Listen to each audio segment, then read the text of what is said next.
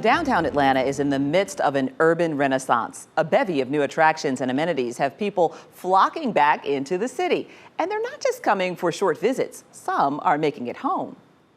Metro Atlanta is vast and sprawling, connected by an amalgam of artery-like roads and highways. At its core, an active downtown district. Metaphorically speaking, one could say the agency known as Central Atlanta Progress, or CAP, acts as the proverbial personal trainer for Atlanta's core. CAP is a private nonprofit community development organization. It consists of dedicated individuals and agencies that are committed to creating a vibrant and sustainable downtown. 75 years of hard, focused work has yielded some positive results. Centennial Olympic Park, the College Football Hall of Fame, the National Center for Civil and Human Rights, and a host of new and revitalized in-town housing. CAP continues an active regimen of creating powerful partnerships that make the core of Metro Atlanta even stronger. A.J. Robinson is the president of Central Atlanta Progress. He understands the mechanics of construction and development, both physically and fiscally, as you'll see in today's Executive Profiles.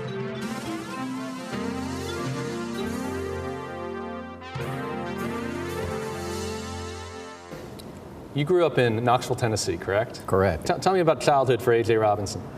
Had a great childhood. You know, Knoxville is a wonderful place, wonderful family. My father was an entrepreneur. My mom is the concerned person of the world, likes people, you know, concerned about where the world's going. So I had a pretty good mix there. I highly influenced by my father, who wanted me to come into his business. And I became very practical and went into the business school at Emory. Majored in accounting. It was a wonderful practical training for what came next.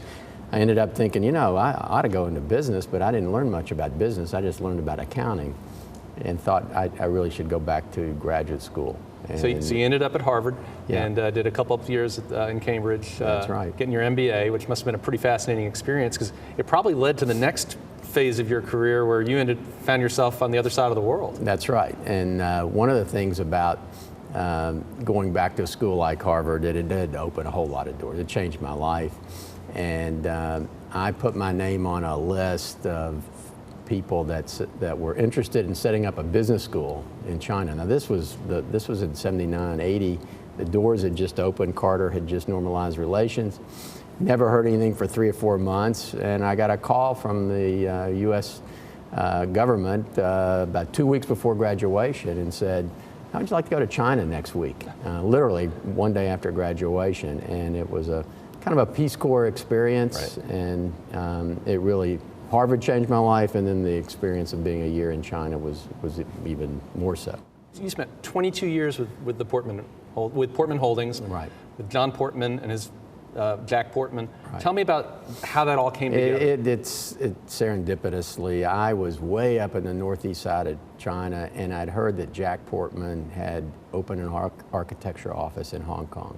I wrote him a letter, a handwritten letter. Darn if he didn't return that and said, check with me in Hong Kong when you get out, which I did.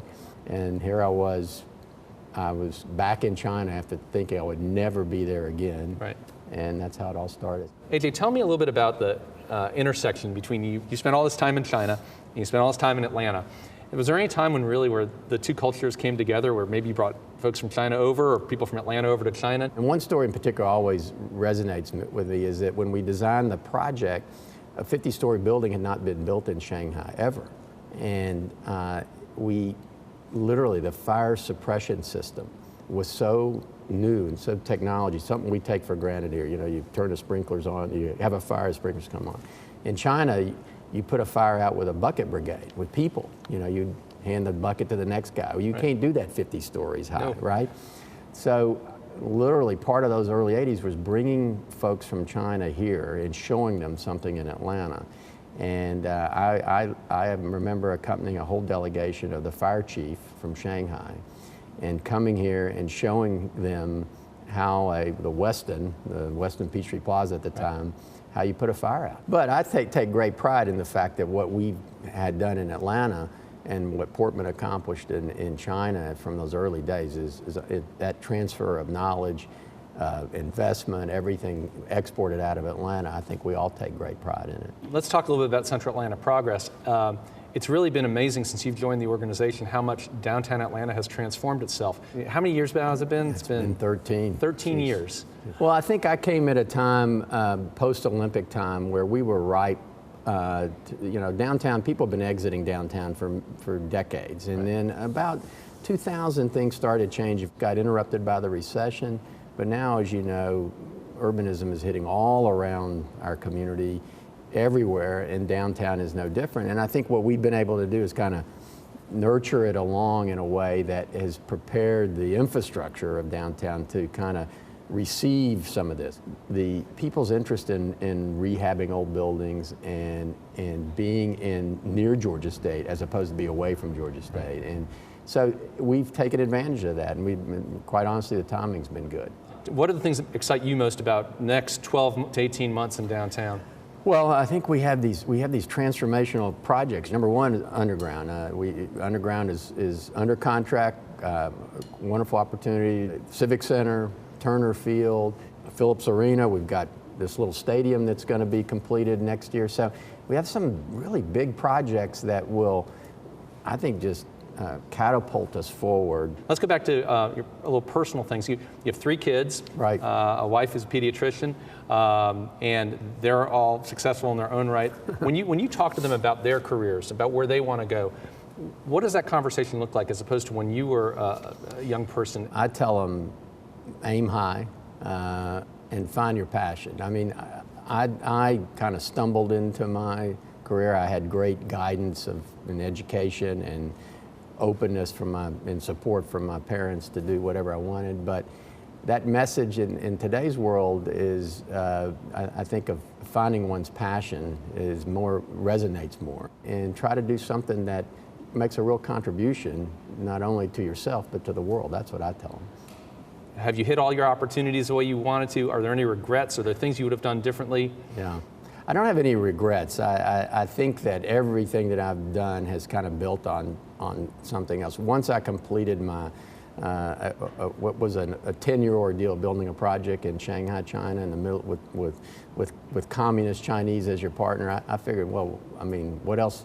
I don't need to do anything else, or I can do anything, right? Central Atlanta Progress picked Centennial Park to receive its Downtown Economic Impact Award.